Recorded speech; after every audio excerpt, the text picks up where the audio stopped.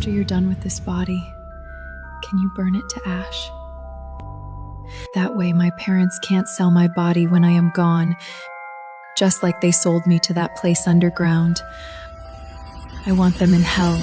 I understood her instantly. Do you want revenge? Can I? I'm the heir to the Ashford family. Whatever you want, I'll give you. It was the last thing I could do for her. Thank you, Miss Ashford. Use my body however you need.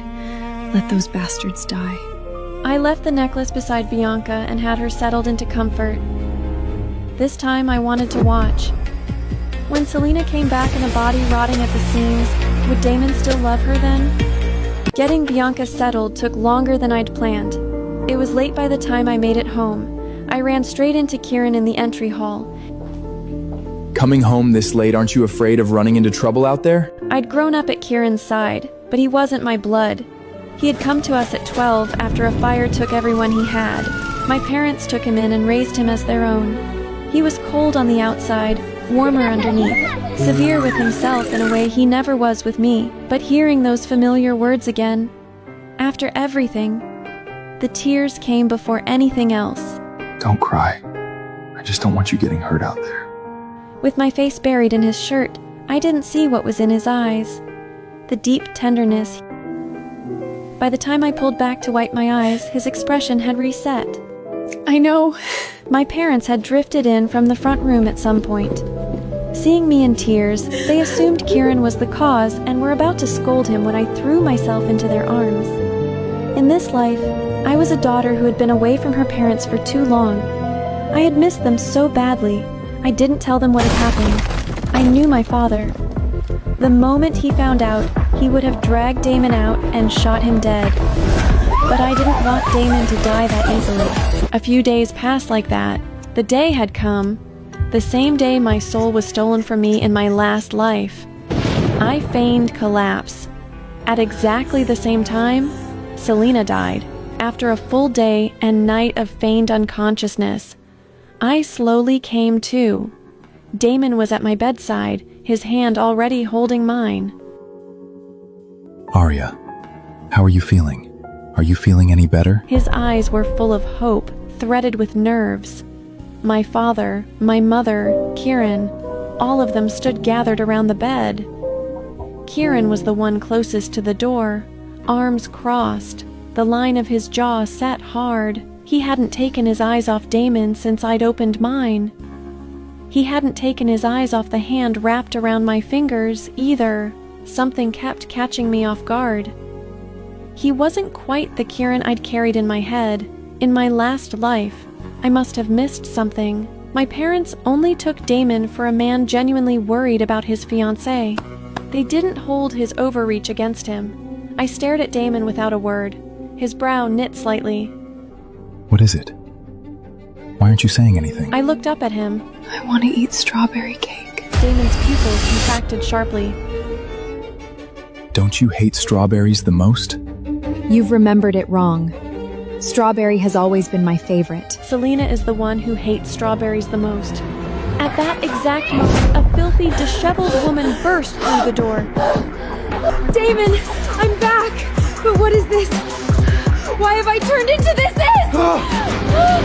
Damon's face went white. He saw the state Selena was in, and for one unguarded moment, he was already reaching for her when his bodyguard rushed up. Mr. Voss, she looks filthy. She's clearly sick. You don't want to catch anything. The man's voice carried. Every person in the room heard it. I saw a flash of disgust flicker through Damon's eyes. His outstretched hand hung in midair. Then he pulled it back. Smoothly, without a word, he shifted half a step backward. Selena felt it. She started screaming. You're disgusted by me. You are, aren't you? Damon, it's me! It's Selena! You're Selena! No, I should be a daughter of the Ashford family. I'm Arya Ashford. Get this lunatic out of here, now! Selena stared at him like she couldn't process what she was seeing. But before she could say another word, the bodyguard had already dragged her away. Damon turned to me. Arya, why aren't you wearing the necklace I gave you? My mother is planning to visit. She'd be so pleased to see it on you. I reached under my pillow and pulled out a chain. It was nearly identical to the one Damon had given me. The only difference was a slightly paler stone. Wait, is this? God, I grabbed the wrong one. This is the one Karen gave me. I pressed my face into a look of pure guilt.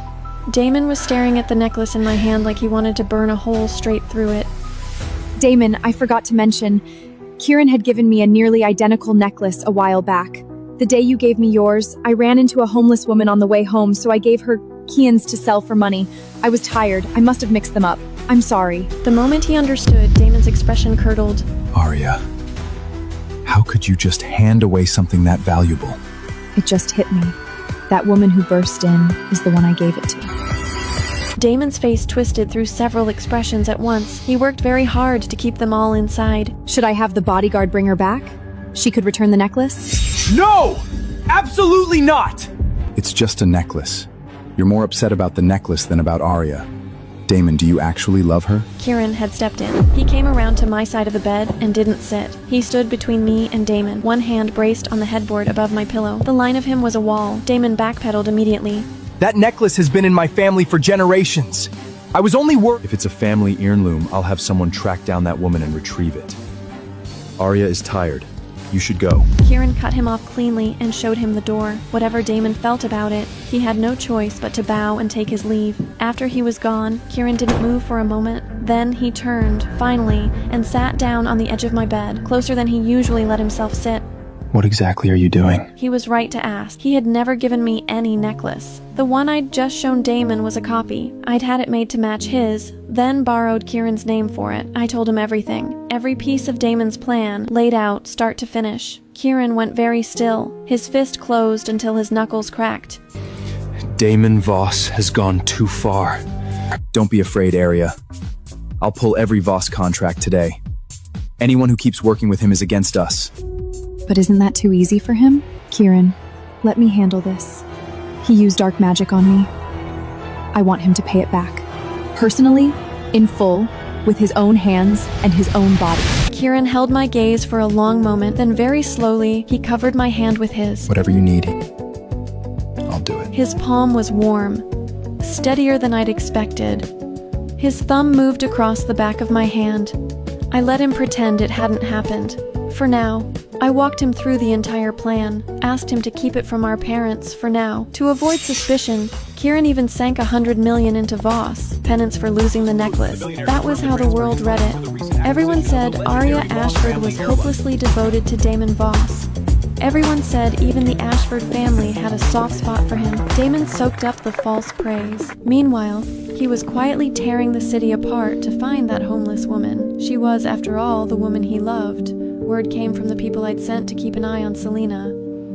After Selena woke up inside Bianca's body, she refused to accept it. I'm Arya Ashford. No! I'm Selena, the daughter of a wealthy merchant. She was out of her mind trying to find Damon, telling anyone who'd listen that she was the true soulmate of the Voss heir.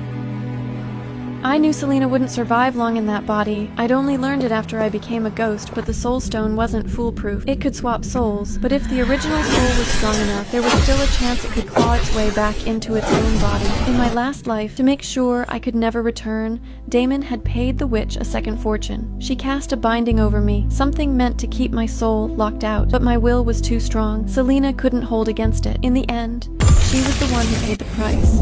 She only lasted a few years. Then she died. This time around, Bianca had already wanted to leave this world long before any of this. Her soul had probably found its peace long ago. Selena, trapped in a body that was already breaking down, she wouldn't last long either. I read through the report my people had delivered, then I dropped it into the fire. If they're truly soulmate, how could I stand in the way? I had Damon's movements fed quietly to Selena. The next day, the Voss heir was caught in public with a homeless woman. The story was all over the city by nightfall. Don't scroll away. Link below. Tap it. Keep watching. No waiting. No hassle. Tap and play. Continue the story right now. You've already made it this far. Click below. Don't stop here.